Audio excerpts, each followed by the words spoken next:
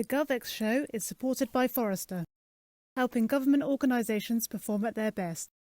Visit forrester.com to learn more.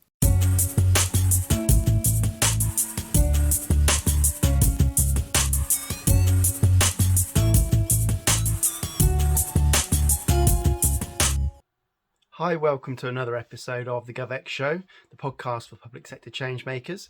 I'm Tim Coulthard, Community Director here at GovX Digital and your host for today.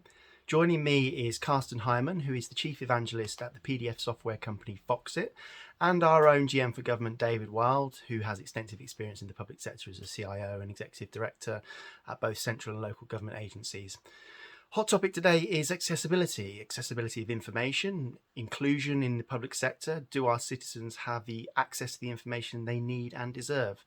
We're going to have an interesting conversation around those topics, what we can do around best practice, what the guidelines and legislation are that can help us get best practice into the way we operate our teams, and how we can deliver better results and better inclusion with our citizens.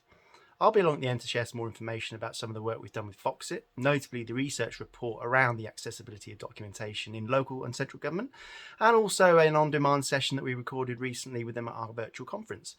Plenty to get stuck into there, so we'll get stuck in with the conversation right now. So Carsten, David, it's great to have you join us on the GovX show.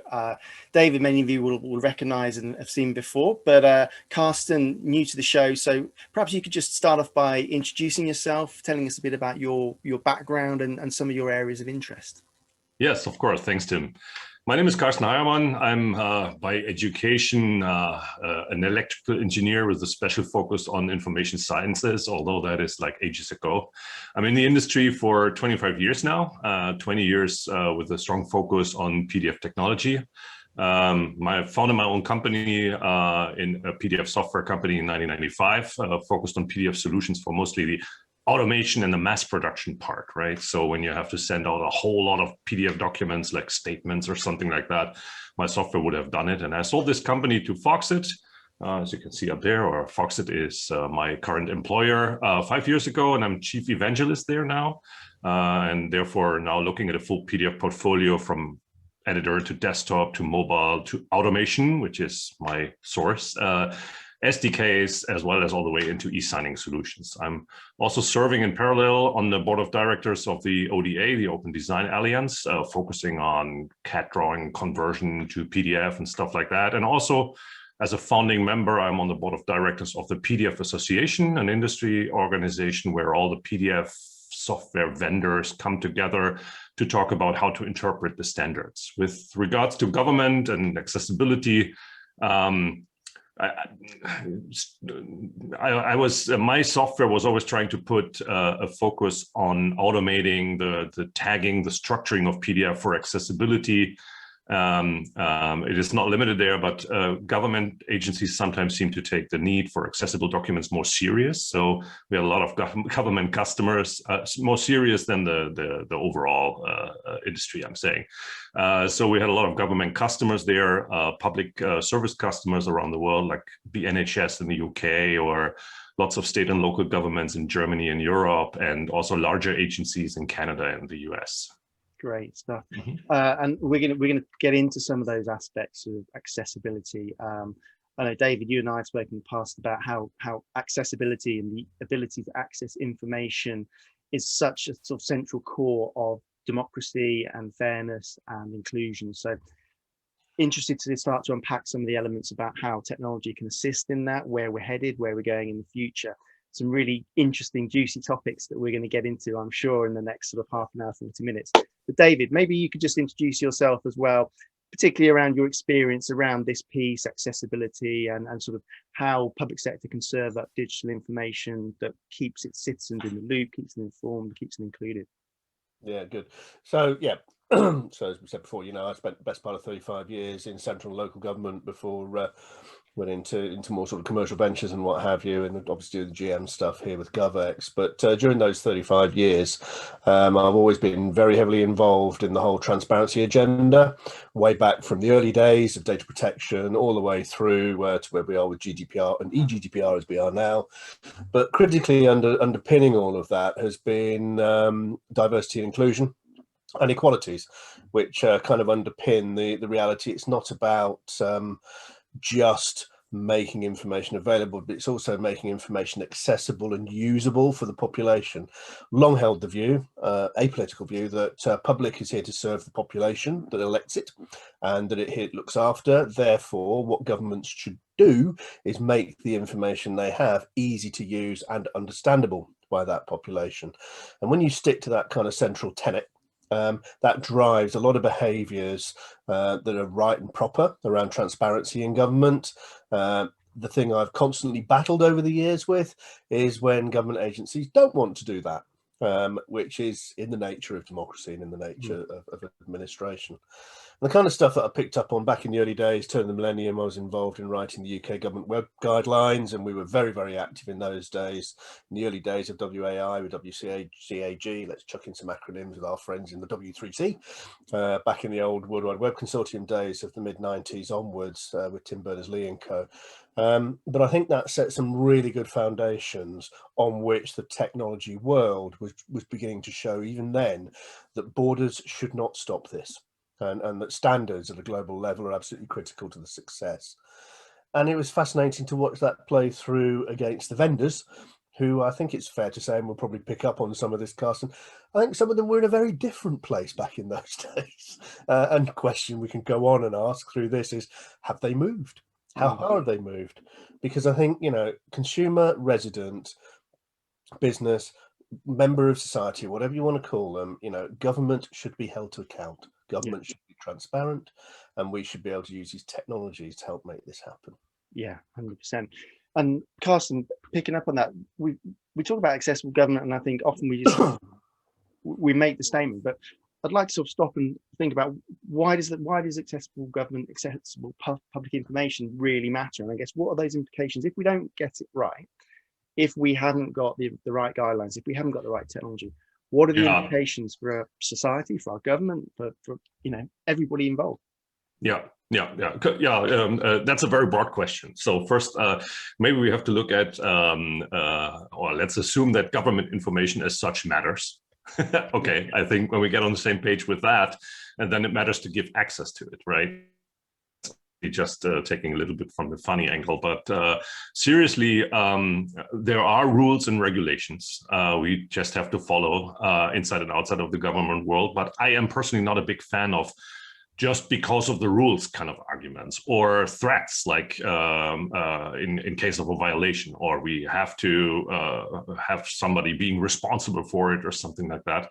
Because these rules and regulations are there for a reason, and it sometimes is easier to explain why it matters and what is the reason, because the regulations are just trying to hard enforce the regulation, right? And giving access and allowing inclusion can't be limited from my point of view. And some might take this as not like a super big problem. The numbers of people who are actually blind or has other challenges or something like that is not a very high percentage of the population, but the percentage in the population has actually challenges with reading certain documents is very big, right? I'm 53 years old. I'm using a multifocal, and I still struggle with what some creative people might call design work in documents, right? Talking about low contrast, some white on a light blue or something like that. Why is that, right? And seriously, government documents matter and have an effect, so we have to take care. Could end there, period, right? But obviously there's a downside, and we'll talk about that as well. Less awareness for creating accessible documents, or creating accessible documents while creating documents is a problem, because the work to fix a document in the end of the process is very hard, is very, very difficult sometimes. It is way easier if we would all make it a habit, like from the get-go, like automatic, right? So I guess we need to start using the right tools on the one hand to make it easy enough that everybody happily does it, right? Accessibility checkers built into our Foxit PDF editor, for instance, and these kind of things that help you getting there or doing it as a not so challenging task. and mostly starting with education of government employees on how to get it right in the first place, like how to use your word processor correctly and things like that, right? And then we'll get there. Again, top down is important, but I think also a very important component of implementing a habit of just taking care of everybody, making it accessible from the get-go is also a bottom-up approach that we need to take there. Yeah, 100%. And I think, governments pump out huge amounts of information. It's almost at the core of what they do. And so, like you say, getting to that at source and building to the best practice and behavior into not just the people who are responsible for the document compliance, but the people that are creating across every tier of an organization. I think that's a sort of fundamental that we need to get to grips with. And obviously there are guidelines out there, like we have the Web Content Accessibility Guidelines, WCAG. They're a real driver of the creation and sharing of information and best practice. So looking at those sort of specific aspects, what are some of those key components that public sector organizations need to be aware of and considering? And then how can we use tools like PDFs and formats like PDFs to sort of make a better fist of it? Maybe Carsten, you have a crack at that one first before we come to David. At least I can talk a little bit about WCAG and then also look a little bit at the aspect on how PDF is helping with that, right? So WCAG, or WCAG as we say, is an ISO standard. So it's a global applicable standard, like PDF itself as well, and also PDF UA, which is the Universal Accessible PDF. So that is all ISO standards, all ready to use, let's say. And WCAG describes principles for universal accessible, and then in brackets, web content, right? Using rule sets. These rule sets, I mean, from a technology standpoint, these rule sets are, by the way, 61 criteria on how to create accessible document. The most easiest example on what it describes and what it does, and that everybody can understand immediately, is that it demands or requires, for instance, to put in an alternative text when you add an image to your content, right? So you put an image in there, and again, education, bottom up, from the source. In the moment you put an image in there, there should be an automatic habit to say, here's my alternative text that says in a couple of words on what's shown on that image, because that helps accessing the content. Other than that, it's blocked, it's out, right? Nobody can use it. So that's just one example of the 61 basic criteria that we have in WCAG. Yeah. Now, with regards to PDF, I said we have PDF UA, a Universal Accessibility Standard, that is basically the interpretation on how to apply the WCAG principles to PDF. Why do we need to do this? Because PDF on the first view is a visual representation of a document only. So it's called portable document format. It is from the times where on a Mac or a Windows, a single document would look very different, right? And PDF was designed to have the document look the same, whether it's on the printer or on any kind of computer. It's about how to paint the page, more or less, on a computer screen so that it looks identical. It's not so much about how to consume that page or read it, right? So for instance, imagine a newspaper front page. Where to start? What's next? What's first, right? This structure is like completely missing in a non-tagged, in a regular PDF. So in order to make it a structured text where you can then start to apply the WCAG principles to make it accessible, you have to put structures in like, this is an H1, a headline 1. This is H2, H3. This is a standard text. This is an article. This belongs together. This is the reading order of this newspaper page I was talking about before. It's not enough to say all headlines look the same and they are 16-point bold, right? So they have to be tagged as H1. If you do that in a PDF, you create a whole extra layer of PDF, the so-called tags or tagging. Tags are old news in PDF. They are out there since PDF 1.4. It's a long while ago, but not used very much. And by the way, using tag PDF helps you not only to make the documents accessible, but it also helps you to use the structure for things like reflow, look at the same document on a very small screen, from watch to wall, right? So, and then you have to reflow it. And if you have a structure, you can easily do it. If it's just an image, you cannot do it, right? Screen readers are supported by tagging.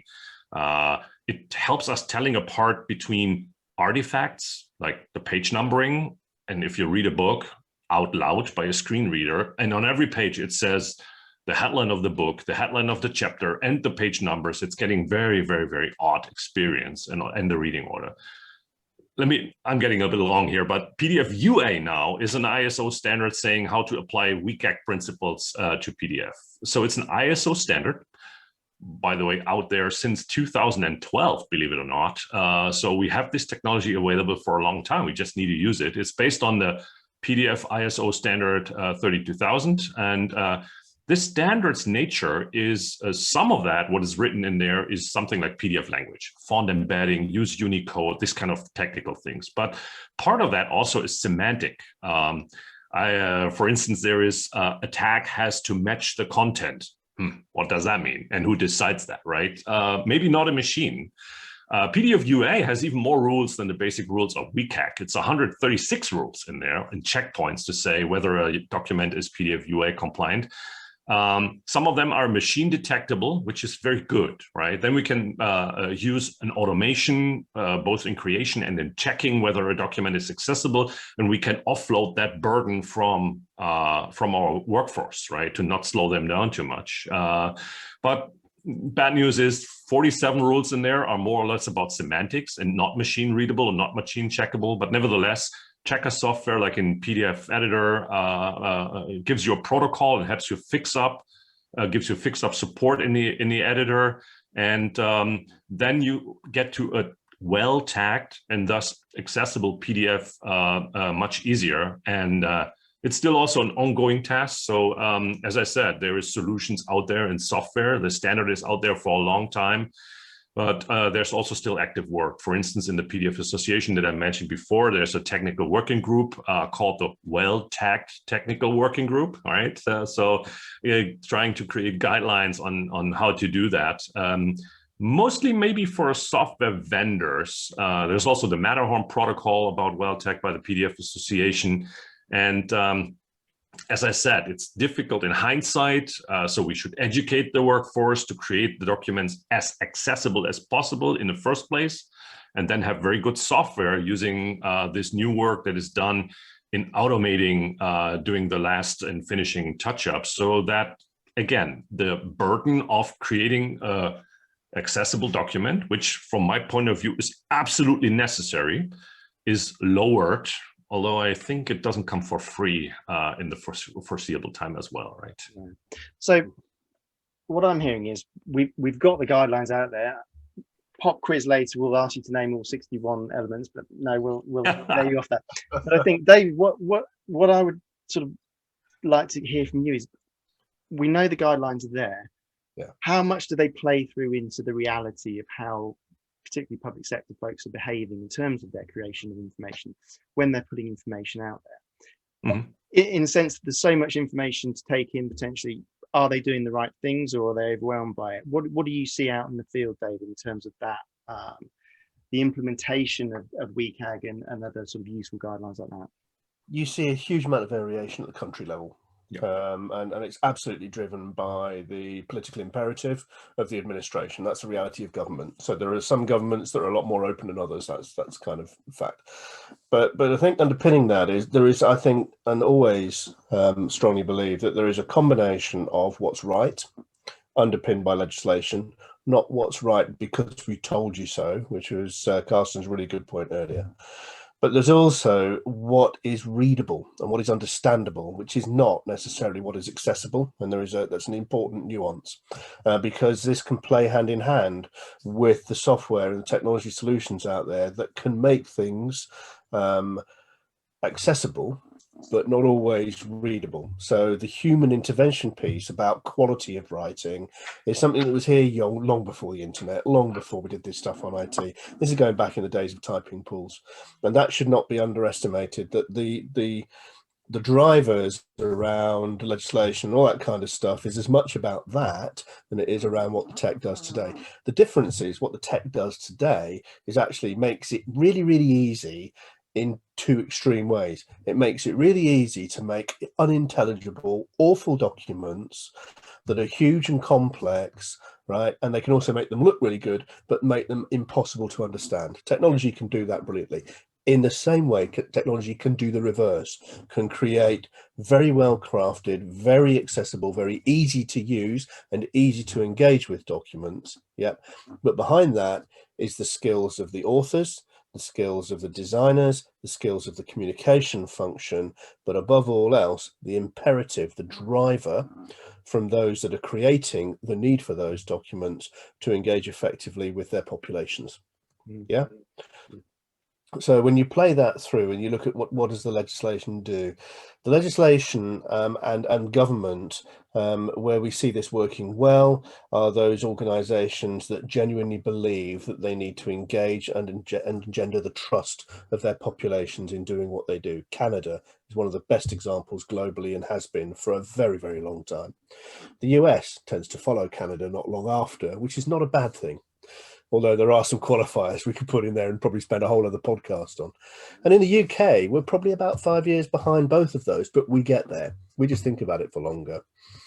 Culturally, though, there are some real challenges within government. What this does do is it then challenges what should you tell people? What do you have a duty to tell people?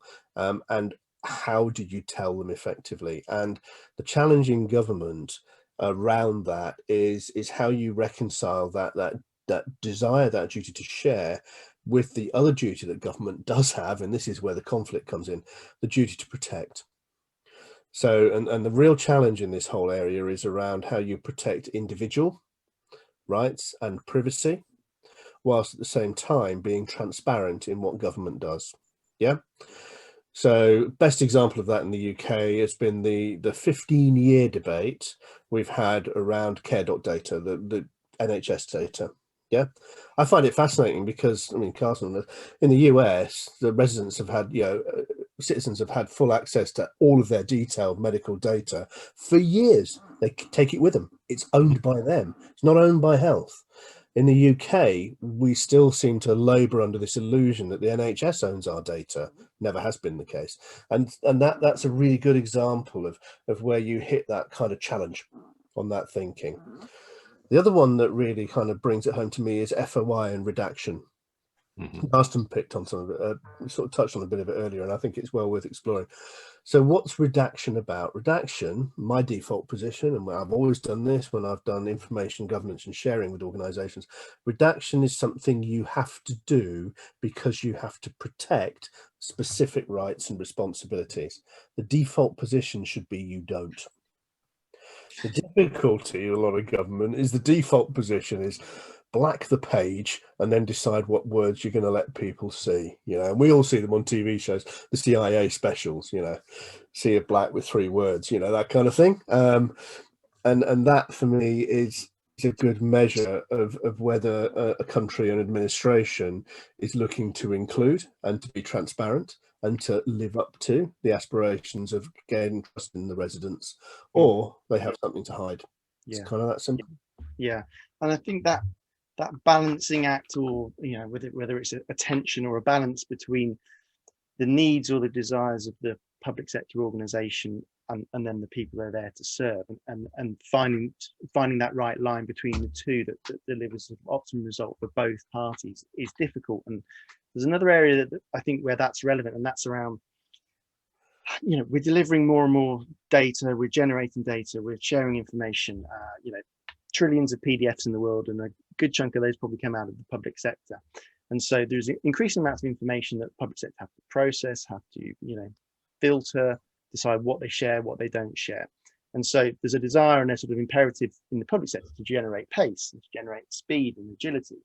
But at the same time, that can't come at the cost of the accessibility piece and the freedom of information and those inherently important and fundamental characteristics of information sharing. So how do we ensure that we don't sacrifice that piece in the pursuit of speed and processing for our internal teams in the public sector. There's a sort of innate tension there, and I'm interested in what your thoughts are on how we can make sure that we sort of toe the right side of the line as we wrestle with that one.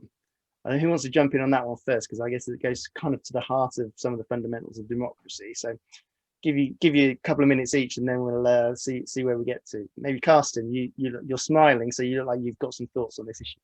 Yeah, so I have a clear view on that. So when somebody says there is a risk that adding accessibility to a process of using a document-based process or something like that, and that slows down the production in our team, or the reaction times or something like that, then there is something wrong from the get-go, from my point of view. So from my point of view,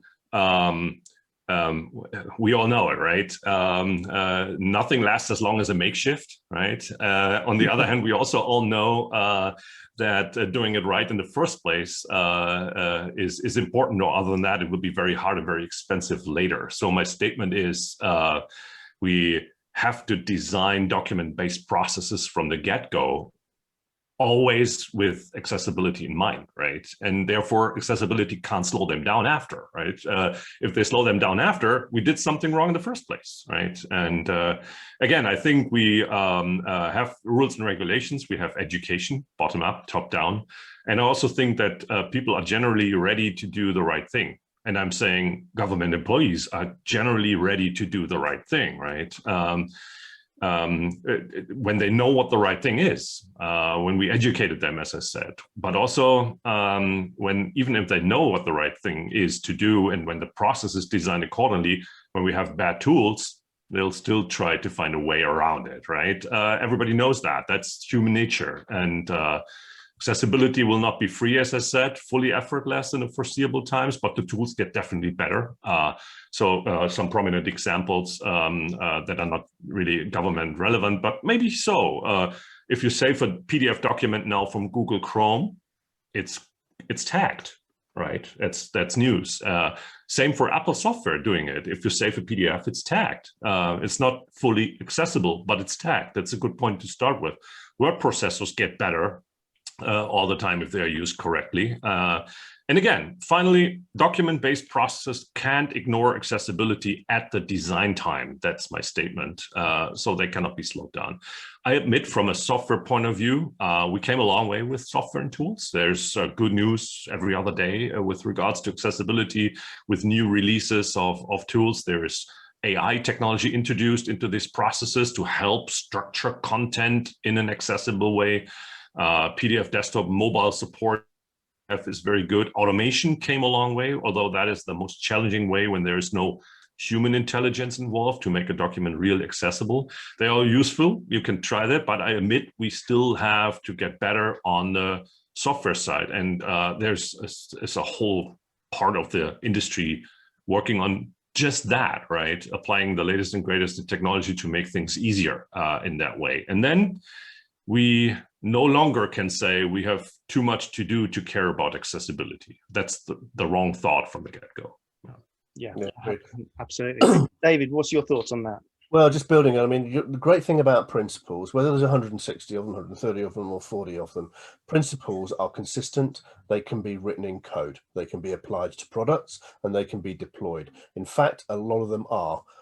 Question challenged back into the vendor market is why aren't all of them in there? And that's the bigger question. But the ambition, you know, this can be made easy for people producing documents if we embed it into the tools. Nobody writes their own word processing package anymore. We buy stuff, right? Whether it's the Microsoft, Google, it doesn't matter what, you buy a product, and that's what people type into, whatever it might be, up to and including Slack and beyond, right? Embed these principles into the functionality around those products, and you're getting a long way towards actually just making it easier for the users. That doesn't underestimate the fact that we still need to educate people about what good writing is.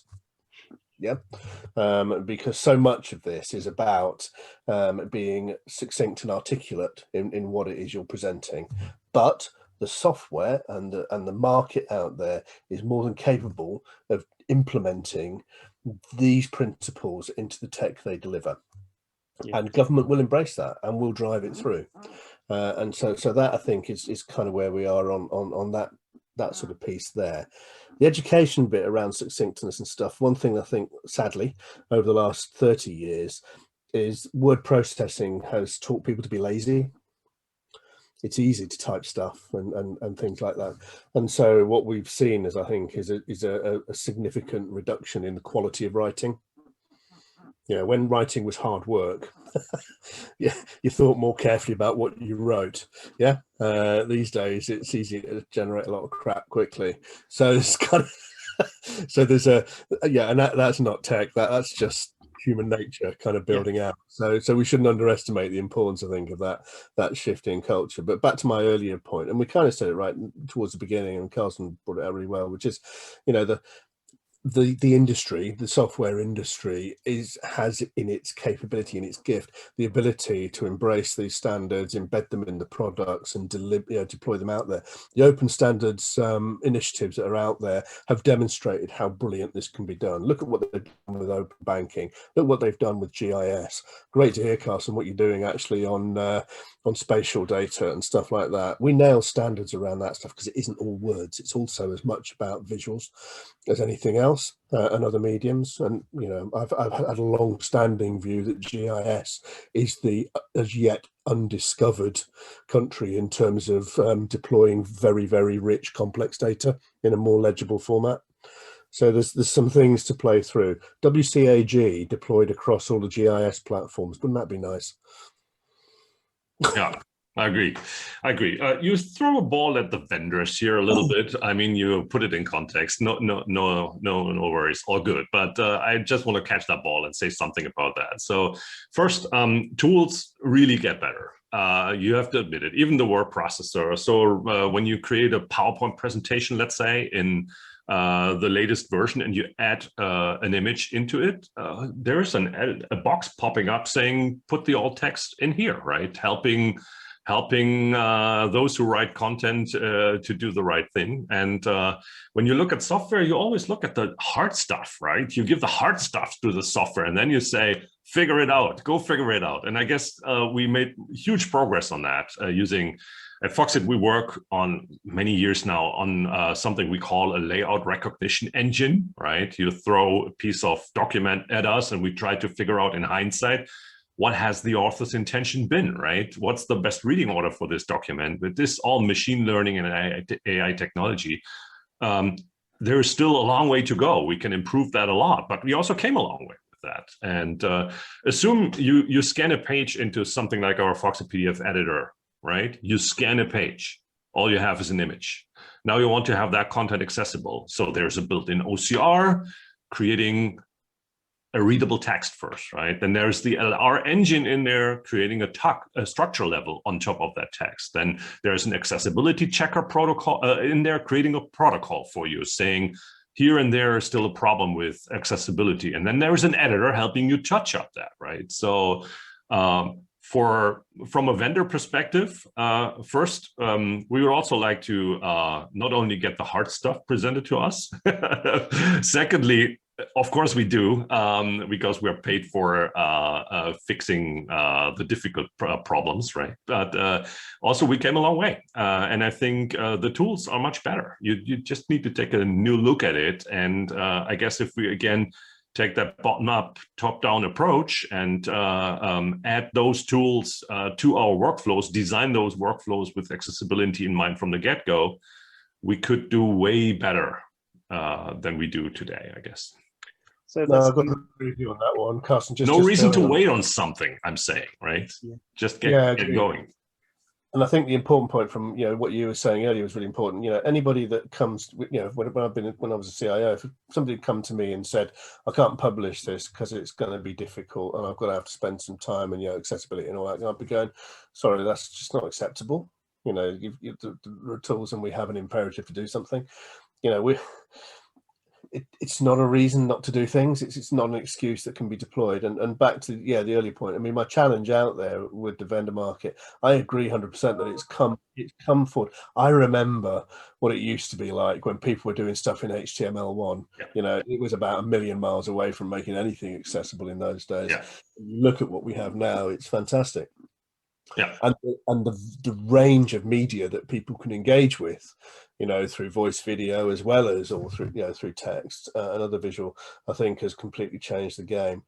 And it's like with anything else, I guess, in the marketplace. If there are principles, my challenge always with all vendors in all aspects of technology is, implement those principles, build them into your core product set, make it happen, and it makes life easier for everyone else. And you've given some really good examples of where Foxit's done some of that and quite a lot of that stuff and continue to go on. What's heartening to hear is that you're absolutely front and center and you want to keep doing it. Good, crack on. Yeah.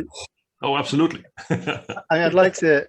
I mean, Carsten's spoken a bit about the fact that there are elements like AI and RPA that are coming into the processes now, and will potentially be much more prevalent in the way we process information in the future.